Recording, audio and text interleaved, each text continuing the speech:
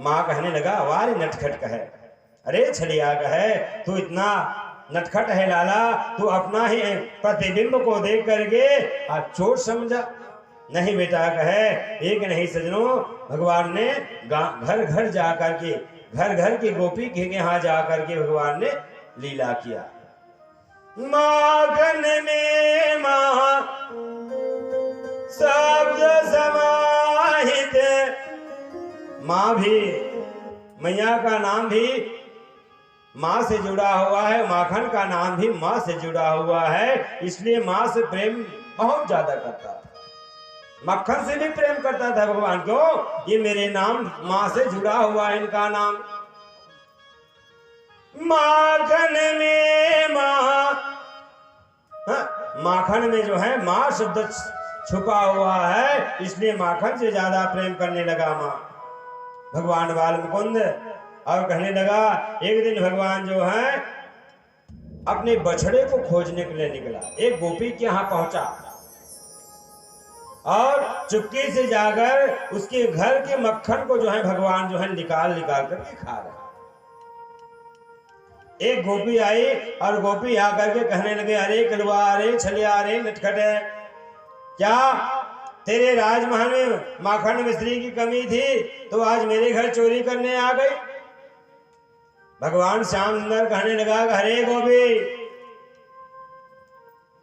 जबान संभाल करके बात करो, कहे सावधान, क्या मेरे घर में माखन मिश्री की कमी है? 9 लाख गैया है और 9 लाख गैया में क्या मेरे यहाँ कोई कमी हो जाएगा? मुझे चोर साबित करता है? नहीं नहीं, गोपी कहे, मेरे पद्मगंधा का जो बछड़ा है, वो पद्मगंधा का जो बछड़ा है वो जो है सफेद रंग का है और मक्खन का रूप भी सफेद है, इसलिए छोटा बच्चा है और दौड़ते दौड़ते आया होगा या मटकी में घुस गया होगा। मैं इस मटकी में अपना बछड़ा खोज रहा हूं और तू मुझे चोर साबित करता है, ये ठीक बात नहीं है। गोपी कहे, भगवान वहां से जो है कोई न कोई बहाना करके जो है फिर चला गया। फिर दूसरे गोपी के यहाँ गया, एक बूढ़े बाबा को जो है मटके के सामने सिक्का में टंगा हुआ है और अपन ससुर लवर सवारी।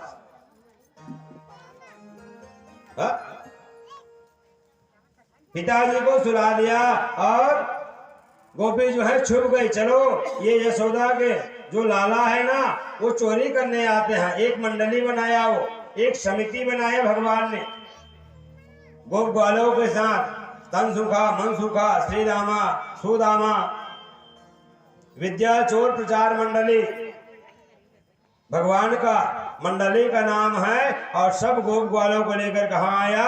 एक गोपी के यहाँ आया।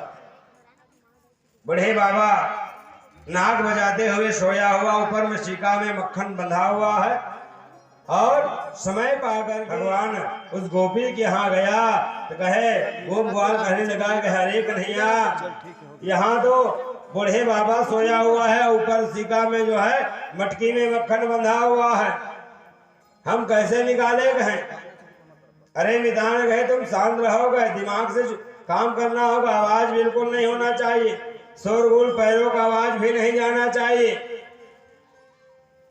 बूढ़े बाबा के पलंग को जो है वहां से हटा दिया गोप ग्वाल, और सब गोप ग्वाल जो है इकट्ठा बीच में हो गए और भगवान कृष्ण जो है ऊपर में हो गया।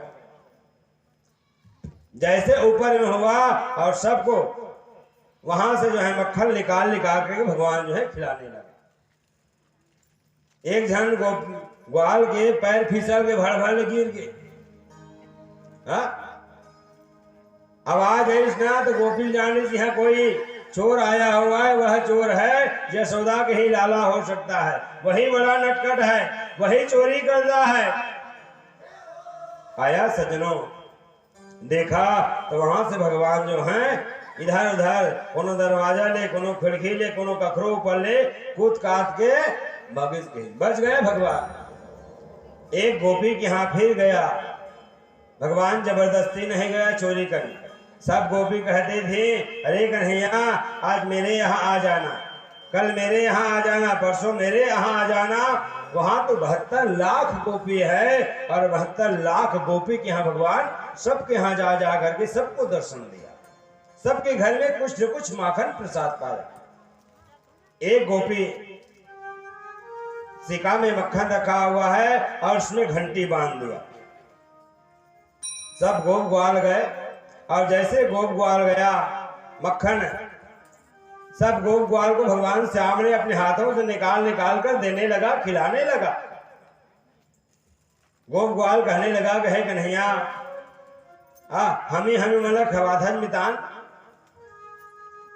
तो तहु का कर चिक लेते विशाखा नाम के गोपी घर के मक्खन कतका खर स्वाद है, हम तो सब घर के स्वाद ला चिकत हन कन्हैया, मगर तहु चिख लेते चला कैसे। भगवान उस माखन को जो अपनी हथेली में लिया और हथेली में लेते ही अपना ओठ में स्पर्श किया, खाना चाहा, मक्खन का स्वाद देखना चाहा और जैसे भगवान ने अपना मुंह में भोग लगाया उसी समय वह घंटी आवाज आने लगी और जैसे घंटी आवाज आया भगवान गोपी जान गए यहाँ यशोदा के लाला आया हुआ है। गया और भगवान को पकड़ लिया। चलो कहे लाला मैं तेरे माँ के पास ले जाऊंगी, तुझे अवश्य मार खिलाऊंगी। गोपी जो है भगवान श्याम सुंदर को खींचते खींचते खींचते खींचते कहा राजमहल की ओर, नंदराय के राजमहल की ओर ले जाने लगा और जब गली में गया वह गोपी उस समय अपना पल्लू ढक लिया। बहुत दूर जाने लगे भगवान श्याम सुंदर कहे गोपी मैं कहा 5 वर्ष के बालक अब कहाँ थे 27 वर्ष के गोपी है और तुर हाथ बड़ा कठोर है, लकड़ी फाटा चीरता जैसे कड़ा कड़ा है गोपी, ते हाथ ला छोड़ देते ये हाथ ला धर लेके। गोपी को भी दया आ गई, कहने लगा कि वाह लाला, हाँ लाला मैं बड़ा निष्ठुर हूँ, बड़ा कठोर हूँ, मेरा हाथ पैर भी बड़ा कठोर है। दया आ गई और कहने लगा हाँ कहे कन्हैया बेटा ठीक है, ये हाथ को छोड़ देती हूँ, दूसरे हाथ को तेरा दे कहे। भगवान श्याम सुंदर जो है उस समय अपना हाथ छुड़ाया और दूसरे राजकुमार के हाथ को धरा दिया और भगवान टेढ़ी मेढ़ी गली से जो है कहा अपने राजमहल में गया। राजमहल में जैसे पहुंचा और दुपट्टा तान करके सो गया और इधर गोपी आवाज लगाते लगाते जाने लगा कि है यशोदा आज देखो मैं तेरे लाला को दिन दहाड़े मेरे घर में चोरी करने गया था, मैं दिन दहाड़े पकड़ कर सबूत के साथ जो है तेरे पास लाई हूं, देखो वह। गोपी की आवाज जब सुना तुम्हारा यशोदा और रोहिणी निकला, गोपी को कहने लगा कि अरे गोपी आज तो कुछ भांग वांग पी ली है, बड़ा उल्टा सीधा बात बोली जा रही है। हाँ नहीं नहीं कहे देख तेरे लाला को मैं लाया हूं।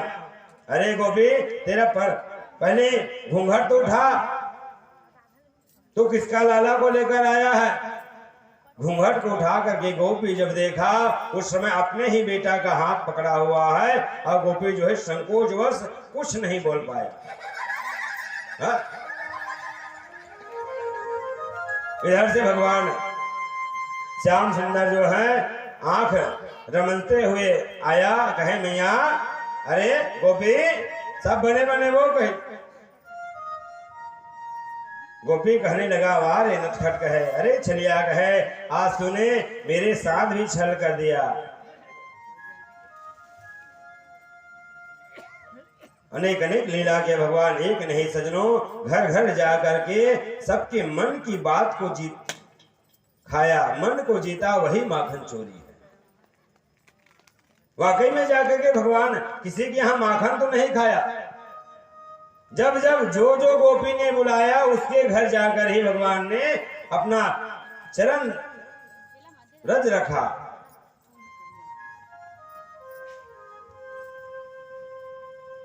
सुंदर सुंदर माखन चोरी की लीला हुई और माखन चोरी की लीला में यह श्री वेदव्यास भगवान ने यह माखन चोरी की लीला गर्ग संहिता से लेकर के इसमें जोड़ा गया है। श्रीमद् भागवत में व्यास जी ने माखन चोरी की लीला को नहीं जोड़ा।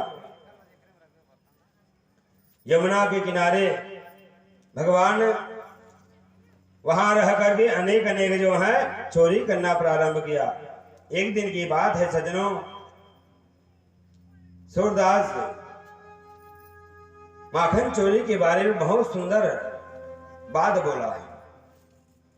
चतुर चंचल चप चितो चित चोर, जो को पकड़ो जाऊं मैं, छबीले छैल छलहर को तुरंत छाती से छिपाऊं मैं।